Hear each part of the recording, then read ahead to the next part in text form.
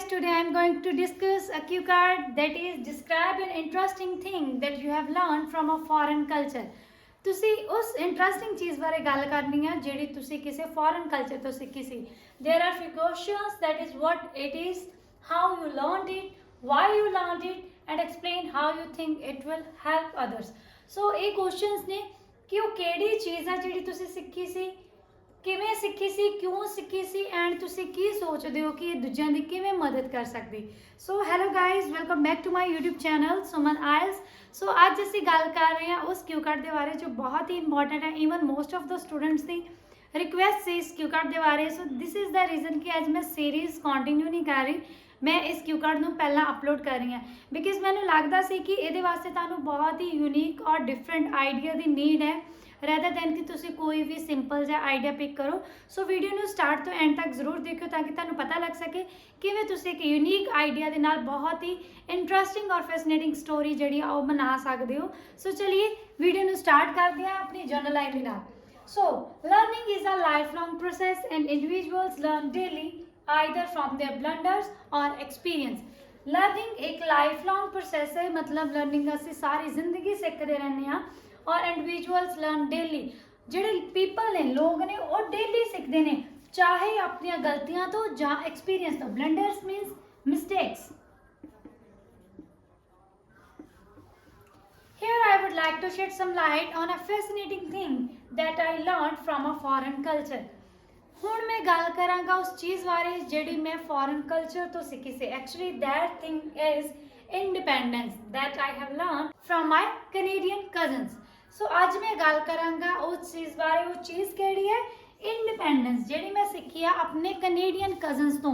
ਹੁਣ ਇੱਥੇ ਮੈਂ ਗੱਲ ਕਰਾਂਗੀ ਇੰਡੀਪੈਂਡੈਂਸ ਬਾਰੇ. ਤੁਹਾਨੂੰ ਵੀ ਪਤਾ ਹੈ ਕਿ ਜਿਹੜਾ ਵੈਸਟਰਨ ਕਲਚਰ ਆ ਜਾਂ ਜਿਹੜਾ ਫੋਰਨ ਕਲਚਰ ਆ ਉਹਦੇ ਵਿੱਚ ਮੋਸਟ ਆਫ ਦਾ ਪੀਪਲ ਜਿਹੜੇ ਨੇ ਉਹ ਇੰਡੀਪੈਂਡੈਂਟ ਹੁੰਦੇ ਨੇ ਔਰ ਈਵਨ ਉੱਥੇ ਛੋਟਾ ਛੋਟਾ ਬੱਚਾ ਵੀ ਇੰਡੀਪੈਂਡੈਂਟ ਹੈ. ਕਿਸੇ ਦਾ ਕਿਸੇ 'ਤੇ ਕੋਈ ਬਰਡਨ ਨਹੀਂ ਆ, ਸਾਰੇ ਇੰਡੀਪੈਂਡੈਂਟ ਨੇ. But in India it's an arduous task for each and every person to get a job.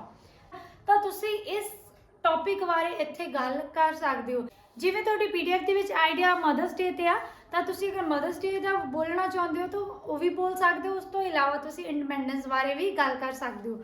ਸੋ ਉਸ ਤੋਂ ਨੈਕਸਟ ਅਸੀਂ ਕਰਾਂਗੇ. Actually, my uncle and aunt have been living in Canada for last 2 decades. 2 decades means 20 years. ਮੇਰੇ ਜਿਹੜੇ uncle ਤੇ aunt ਨੇ ਉਹ 20 ਸਾਲਾਂ ਤੋਂ ਲਗਭਗ ਕੈਨੇਡਾ 'ਚ ਰਹਿ ਰਹੇ ਨੇ. Their children are born and brought up in Canada and now my cousins are in their early 20s. ਉਹਨਾਂ ਦੇ ਬੱਚੇ ਜਿਹੜੇ ਮਤਲਬ ਮੇਰੇ ਕਜ਼ਨਸ ਲੱਗਦੇ ਆ ਉਹ ਉੱਥੇ ਹੀ ਜੰਮੇ ਪਲੇ ਨੇ ਤੇ ਹੁਣ ਤਾਂ ਉਹ early 20s ਦੇ ਵਿੱਚ ਨੇ. early 20s means 11 to 14 years old ਦੇ ਨੇ, near about ਨੇ. No doubt they are Canadian but we have strong bonding. ਇਸ 'ਚ ਕੋਈ ਸ਼ੱਕ ਨਹੀਂ ਕਿ ਉਹ ਕੈਨੇਡੀਅਨ ਨੇ ਬਟ ਫਿਰ ਵੀ ਸਾਡੀ ਬਹੁਤ ਚੰਗੀ ਬੌਂਡਿੰਗ ਹੈ. whenever we have leisure time means free time, ਜਦੋਂ ਵੀ ਸਾਡੇ ਕੋਲ ਫ੍ਰੀ ਟਾਈਮ ਹੁੰਦਾ ਹੈ we love to kill that time. this is an idiom, kill the time ਮਤਲਬ spend the time. ਜਦੋਂ ਵੀ ਸਾਡੇ ਕੋਲ ਫ੍ਰੀ ਟਾਈਮ ਹੁੰਦਾ ਤਾਂ ਅਸੀਂ ਉਹ ਟਾਈਮ ਸਪੈਂਡ ਕਰਦੇ ਹਾਂ ਵੀਡੀਓ ਕਾਲ ਤੇ, ਟਾਕ ਅਬਾਊਟ ਐਂਪਲ ਥਿੰਗਸ, ਔਰ ਬਹੁਤ ਸਾਰੀਆਂ ਗੱਲਾਂ ਅਸੀਂ ਕਰਦੇ ਹਾਂ. We know all the ropes about each other. Know all the ropes means ਸਾਨੂੰ ਇੱਕ ਦੂਜੇ ਬਾਰੇ ਬਹੁਤ ਕੁਝ ਪਤਾ, ਈਵਨ ਸਾਰਾ ਕੁਝ ਹੀ ਪਤਾ. ਇਹ ਅਸੀਂ ਉਦੋਂ ਇਡੀਅਮ ਯੂਜ਼ ਕਰਦੇ ਜਦੋਂ ਕਿਸੇ ਚੀਜ਼ ਬਾਰੇ ਜਾਂ ਕਿਸੇ ਬਿਜ਼ਨਸ ਕਿਸੇ ਬਾਰੇ ਵੀ ਸਭ ਕੁਝ ਜਿਹੜੇ ਇਨਸ ਐਂਡ ਆਊਟਸ ਪਤਾ ਹੋਣ ਤਾਂ ਅਸੀਂ ਇਹ ਇਡੀਅਮ ਯੂਜ਼ ਕਰਦੇ ਹਾਂ. Beside this, ਇਸ ਤੋਂ ਇਲਾਵਾ now I am 18 and last year I have completed my senior secondary education with flying colors. ਹੁਣ ਮੈਂ 18 ਸਾਲਾਂ ਦਾ ਹਾਂ ਔਰ ਪਿਛਲੇ ਸਾਲ ਹੀ ਮੈਂ ਆਪਣੀ ਸੀਨੀਅਰ ਸੈਕੰਡਰੀ ਐਜੂਕੇਸ਼ਨ ਜਿਹੜੀ ਸੀ ਉਹ ਕੰਪਲੀਟ ਕੀਤੀ ਸੀ with flying colours. This is also an idiom. Flying colours ਦਾ ਮਤਲਬ ਚੰਗੇ ਨੰਬਰਾਂ ਨਾਲ ਪਾਸ ਕੀਤੀ ਸੀ. ਬਟ ਫॉर 6 months, ਪਰ 6 ਮੰਥ ਤੱਕ I was unable to earn a single penny. ਮੈਂ ਇੱਕ ਵੀ ਮਤਲਬ ਪੈਨੀ ਜਿਹੜਾ ਕਹਿੰਦਾ ਮਤਲਬ 1 ਰੁਪਈਆ ਵੀ ਨਹੀਂ ਸੀ ਕਮਾ ਪਾਇਆ ਆਪਣੀ +2 ਹੋਣ ਦੇ 6 ਮਹੀਨੇ ਤੱਕ. On the other hand, my cousins who are living in Canada and younger than me, they are earning handsome emoluments and cater their needs by themselves. दूसरी साइड ਜਿਹੜੇ ਮੇਰੇ ਕਜ਼ਨ ਕੈਨੇਡਾ 'ਚ ਰਹਿੰਦੇ ਨੇ ਔਰ ਈਵਨ ਮੇਰੇ ਤੋਂ ਛੋਟੇ ਵੀ ਨੇ, ਉਹ ਹੈਂਡਸਮ ਰੈਮਿਨਰੇਸ਼ਨ ਜਾਂ ਬੋਲ ਸਕਦੇ emolument means ਸੈਲਰੀ ਅਰਨ ਕਰ ਰਹੇ ਨੇ ਐਂਡ ਆਪਣੀਆਂ ਨੀਡਸ ਜਿਹੜੀਆਂ ਨੇ ਉਹ ਕੈਟਰ ਕਰ ਰਹੇ ਨੇ, ਮਤਲਬ ਫੁਲਫਿਲ ਕਰ ਰਹੇ ਨੇ. I vividly reminisce, ਮਤਲਬ ਮੈਨੂੰ ਚੰਗੀ ਤਰ੍ਹਾਂ ਯਾਦ ਆ Once my cousin told me that in foreign countries, after the age of 12, there is an allowance for every child to do part-time work in order to fulfill his or her needs, and I was really impressed by his talk. ਤੁਸੀਂ ਬੋਲ ਸਕਦੇ ਹੋ ਕਿ ਮੈਨੂੰ ਯਾਦ ਹੈ ਕਿ ਇੱਕ ਵਾਰ ਮੇਰੇ ਕਜ਼ਨ ਨੇ ਮੈਨੂੰ ਦੱਸਿਆ ਸੀ ਕਿ ਫੋਰਨ ਕੰਟਰੀਜ਼ ਦੇ ਵਿੱਚ ਜਦੋਂ 12 ਈਅਰ ਦੀ ਏਜ ਹੋ ਜਾਂਦੀ ਆ ਤਾਂ ਉਸ ਤੋਂ ਬਾਅਦ ਅਲਾਉ ਕਰ ਦਿੱਤਾ ਜਾਂਦਾ ਹੈ ਕਿ ਕੋਈ ਵੀ ਪਰਸਨ ਜਿਹੜਾ ਹੈ ਉਹ ਕੰਮ ਕਰ ਸਕਦਾ ਆ ਔਰ ਆਪਣੀਆਂ ਨੀਡਸ ਨੂੰ ਫੁੱਲਫਿਲ ਕਰ ਸਕਦਾ ਹੈ। ਤੇ ਇਸ ਗੱਲ ਤੋਂ ਮੈਂ ਬਹੁਤ ਜ਼ਿਆਦਾ ਇੰਪ੍ਰੈਸ ਹੋਇਆ ਸੀਗਾ। Then I realise that I was just wasting my time in order to find out a white collar job. Then मैं realize ਕੀਤਾ ਕਿ ਮੈਂ ਜਿਹੜਾ ਟਾਈਮ ਵੇਸਟ ਕਰ ਰਿਹਾ ਹਾਂ ਇੱਕ ਵਾਈਟ ਕਾਲਰ ਜੌਬ ਲੱਭਣ ਦੇ ਲਈ। ਵਾਈਟ ਕਾਲਰ ਜੌਬ ਹੁੰਦੀ ਹੈ ਜਿਹਨੂੰ ਅਸੀਂ 9 to 5 ਜੌਬਸ ਬੋਲ ਦਿੰਦੇ ਹਾਂ। And learn a lesson of independency, ਔਰ ਮੈਂ ਉਹਨਾਂ ਦੀਆਂ ਗੱਲਾਂ ਤੋਂ ਇੱਕ ਲੈਸਨ ਸਿੱਖਿਆ ਇੰਡੀਪੈਂਡੈਂਸੀ ਦਾ ਕਿ ਸਾਨੂੰ ਇੰਡੀਪੈਂਡੈਂਟ ਹੋਣਾ ਚਾਹੀਦਾ, ਆਪਣੇ ਪੈਰਾਂ 'ਤੇ ਸਟੈਂਡ ਹੋਣਾ ਚਾਹੀਦਾ ਹੈ। From the shop next day, ਬਿਲਕੁਲ ਉਸ ਤੋਂ ਅਗਲੇ ਦਿਨ ਹੀ I started a part-time job in a food outlet as a delivery boy or waitress. और उस तो नेक्स्ट डे मैं एक पार्ट टाइम जॉब शुरू की थी एक फूड आउटलेट से, मीनस एक रेस्टोरेंट ਦੇ ਵਿੱਚ as a delivery boy. Boys बोल सकते हैं डिलीवरी बॉय और गर्ल बोल सकती है waitress. After that I started to value the work, that no work is superior or inferior. ਉਸ ਤੋਂ ਬਾਅਦ ਮੈਂ ਕੰਮ ਨੂੰ ਵੈਲਿਊ ਕਰਨ ਲੱਗ ਗਿਆ ਸੀ ਕਿ ਕੋਈ ਵੀ ਕੰਮ ਚੰਗਾ ਮਾੜਾ ਨਹੀਂ ਆ। In these days, ਇਹਨਾਂ ਦਿਨਾਂ 'ਚ I am independent and able to clear my all expenses with my own salary, and it is only because of my cousin's inspiration. ਇਹਨਾਂ ਦਿਨਾਂ ਦੇ ਵਿੱਚ ਮੈਂ ਇੰਡੀਪੈਂਡੈਂਟ ਵੀ ਆ ਤੇ ਮੈਂ ਆਪਣੇ ਸਾਰੇ ਖਰਚ ਜਿਹੜੇ ਆਪਣੇ ਸੈਲਰੀ ਤੋਂ ਪੂਰੇ ਕਰ ਰਿਹਾ ਓਨਲੀ ਕਿਹਦੀ ਵਜ੍ਹਾ ਦੇ ਨਾਲ, ਆਪਣੇ ਕਜ਼ਨਸ ਦੀ ਵਜ੍ਹਾ ਦੇ ਨਾਲ, ਕਿਉਂਕਿ ਮੈਂ ਉਹਨਾਂ ਨੂੰ ਦੇਖ ਕੇ ਇੱਕ ਇਨਸਪੀਰੇਸ਼ਨ ਲਿਆ ਸੀਗਾ। This is a win-win situation for me. This is a word which we can use in writing too. Win-win situation ਕਿੱਦਾਂ ਕਹੀ ਜਾ ਸਕਦੀ ਹੈ ਜਦੋਂ ਮਤਲਬ ਕਿ ਇੱਕ ਕੰਮ ਦੇ ਨਾਲ ਸਾਡੇ ਦੋ ਫਾਇਦੇ ਹੁੰਦੇ ਹੋਣ। ਵਿਨ-ਵਿਨ ਸਿਚੁਏਸ਼ਨ ਆ ਕਿਉਂਕਿ I not only earn lump sum money but also become confident because of self independence.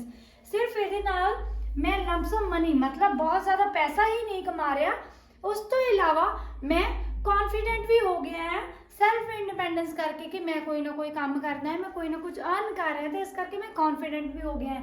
I can say now I am living salad days of my life. ਮੈਂ ਕਹਿ ਸਕਦਾ ਹੈ ਕਿ ਹੁਣ ਮੈਂ ਆਪਣੇ ਲਾਈਫ ਦਾ ਗੋਲਡਨ ਟਾਈਮ ਪੀਰੀਅਡ ਜਿਹੜਾ ਹੈ ਉਹ ਬਤੀਤ ਕਰ ਰਿਹਾ।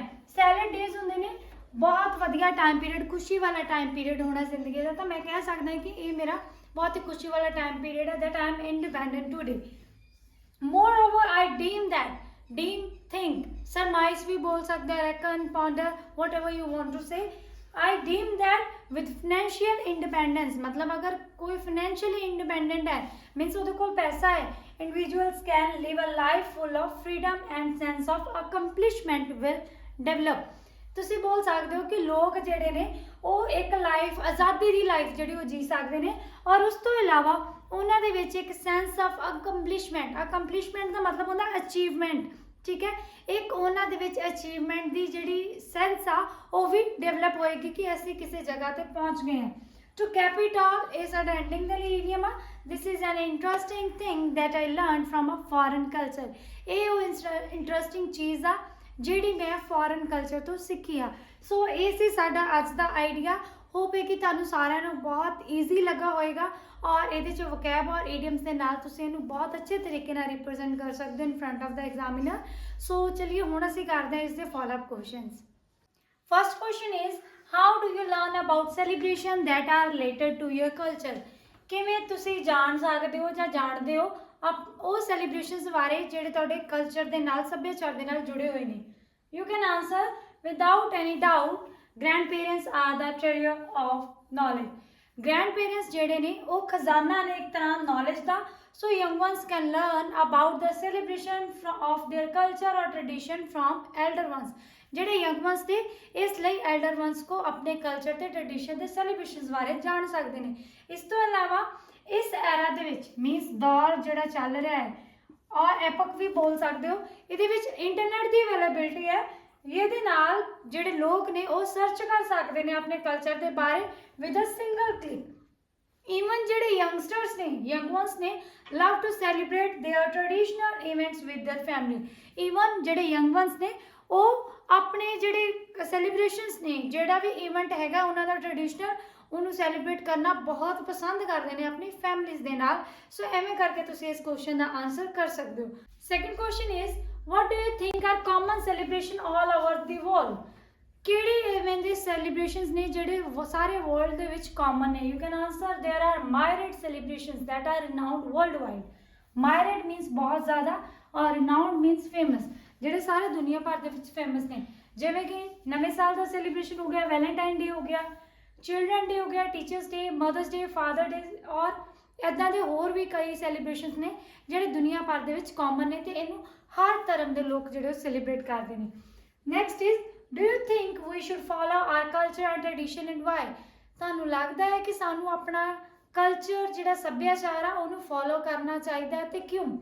ਕੋਈ answer is of course we should. ਹਾਂਜੀ, ਸਾਨੂੰ ਕਰਨਾ ਚਾਹੀਦਾ ਹੈ ਫੋਲੋ ਕਲਚਰ ਤੇ ਟ੍ਰੈਡੀਸ਼ਨ ਨੂੰ, because with this one can keep in touch with his or her roots. ਕੋਈ ਜਿਹੜਾ ਪਰਸਨ ਆ ਉਹ ਆਪਣੇ ਰੂਟਸ ਦੇ ਨਾਲ ਜੁੜਿਆ ਰਹੇਗਾ and it's mandatory to follow culture and tradition because only then culture will pass from generation to generation. ਔਰ ਇਹ mandatory ਆ, mandatory ਮਤਲਬ necessary, ਜ਼ਰੂਰੀ ਆ ਕਿ ਜਿਹੜਾ ਕਲਚਰ ਤੇ ਟ੍ਰੈਡੀਸ਼ਨ ਆ ਉਹਨੂੰ ਫੋਲੋ ਕੀਤਾ ਜਾ ਸਕੇ ਤਾਂ ਕਿ ਉਹ ਜਨਰੇਸ਼ਨ ਟੂ ਜਨਰੇਸ਼ਨ ਜਿਹੜਾ ਅੱਗੇ ਪਾਸ ਹੋ ਸਕੇ। With this it will not diminish in the upcoming decades.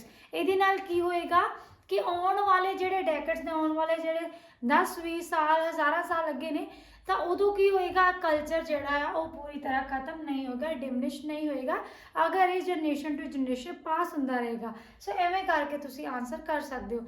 Next question is how do you react to spending a lot of money on celebration?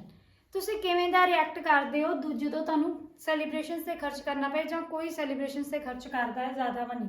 Honestly speaking, I am a prudent buyer and I don't like to spend hefty amount of money to spend on celebration. ਮੈਂ ਇੱਕ prudent buyer ਹਾਂ। prudent buyer ਹੁੰਦਾ ਜਿਹੜਾ ਸਮਝਦਾਰੀ ਦੇ ਨਾਲ ਖਰਚ ਕਰਦਾ ਤੇ I don't like to spend hefty amount of money on celebration। ਔਰ ਮੈਨੂੰ ਇਹ ਬਿਲਕੁਲ ਪਸੰਦ ਨਹੀਂ ਹੈ ਬਹੁਤ ਜ਼ਿਆਦਾ ਮਨੀ ਖਰਚ ਕਰਨਾ celebrations 'ਤੇ, because I surmise that one can spend that money on some productive work। ਕਿਉਂਕਿ ਮੈਂ ਇਹ ਸੋਚਦਾ ਹਾਂ ਕਿ ਜਿਹੜਾ ਵੀ ਪਰਸਨ ਉਹ ਮਨੀ ਸਪੈਂਡ ਕਰ ਰਿਹਾ ਉਹ ਵਾਲੀ ਮਨੀ ਨੂੰ ਕਿਸੇ ਪ੍ਰੋਡਕਟਿਵ ਵਰਕ ਦੇ ਲਈ, ਚੰਗੇ ਕੰਮ ਦੇ ਲਈ ਯੂਜ਼ ਕਰ ਸਕਦਾ ਹੈ। ਅਕੋਰਡਿੰਗ ਟੂ ਮਾਈ ਪਰਸਪੈਕਟਿਵ ਜਾਂ ਅਕੋਰਡਿੰਗ ਟੂ ਮੀ, ਮੇਰੇ according celebration are the way to express happiness rather than flaunt status in front of others। ਮੇਰੇ ਅਕੋਰਡਿੰਗ ਤਾਂ ਜਿਹੜੀਆਂ ਸੈਲੀਬ੍ਰੇਸ਼ਨਸ ਆ ਉਹ ਇੱਕ ਤਰ੍ਹਾਂ ਦਾ ਆਪਣੀ ਖੁਸ਼ੀ ਨੂੰ ਜ਼ਾਹਰ ਕਰਨ ਦਾ ਤਰੀਕਾ ਹੈ, ਨਾ ਕਿ ਆਪਣਾ ਸਟੇਟਸ ਦੂਜਿਆਂ ਦੇ ਸਾਹਮਣੇ ਸ਼ੋ ਆਫ ਕਰਨ ਦਾ। ਸੋ ਐਵੇਂ ਕਰਕੇ ਇਸ ਕੁਐਸਚਨ ਦਾ ਆਨਸਰ ਤੁਸੀਂ ਕਰ ਸਕਦੇ ਹੋ। ਸੋ ਇਹ ਸੀ ਸਾਡੇ ਅੱਜ ਦੇ ਫੋਲੋਅਪ ਕੁਐਸਚਨ ਔਰ ਅੱਜ ਦਾ ਸਾਡਾ ਕਿਊ ਕਾਰਡ। ਹੋਪੇ ਕਿ ਤੁਹਾਨੂੰ ਸਾਰਾ ਕੁਝ ਵਧੀਆ ਤਰੀਕੇ ਨਾਲ ਸਮਝ ਆਇਆ ਹੋਵੇਗਾ। ਮੈਂ ਬਹੁਤ ਹੀ ਈਜ਼ੀ ਵੇ ਦੇ ਨਾਲ ਇਸ ਕਿਊ ਕਾਰਡ ਔਰ ਫੋਲੋਅਪ ਕੁਐਸਚਨਸ ਨੂੰ ਤੁਹਾਡੇ ਸਾਹਮਣੇ ਐਲੈਬੋਰੇਟ ਕਰਨ ਦੀ ਟਰਾਈ ਕੀਤਾ ਹੈ। ਹੋਪ ਹੈ ਕਿ ਤੁਹਾਡੇ ਲਈ ਇਹ ਬਹੁਤ ਹੀ ਜ਼ਿਆਦਾ ਹੈਲਪਫੁਲ ਰਹੇਗਾ। ਅਗਰ ਤੁਸੀਂ ਪਹਿਲੀ ਵਾਰ ਮੇਰੇ ਚੈਨਲ ਸਮਨ ਆਇਲਸ ਤੇ ਵਿਜ਼ਿਟ ਕਰ ਰਹੇ ਹੋ ਤਾਂ please subscribe my channel and press the bell icon too, ਤਾਂ ਕਿ ਮੈਂ ਜब भी वीडियो अपलोड करूँ तो उन्हें नोटिफिकेशन मिल सके। और keep supporting and share this channel with your friend, it means a lot to me. Thank you so much, have a nice day.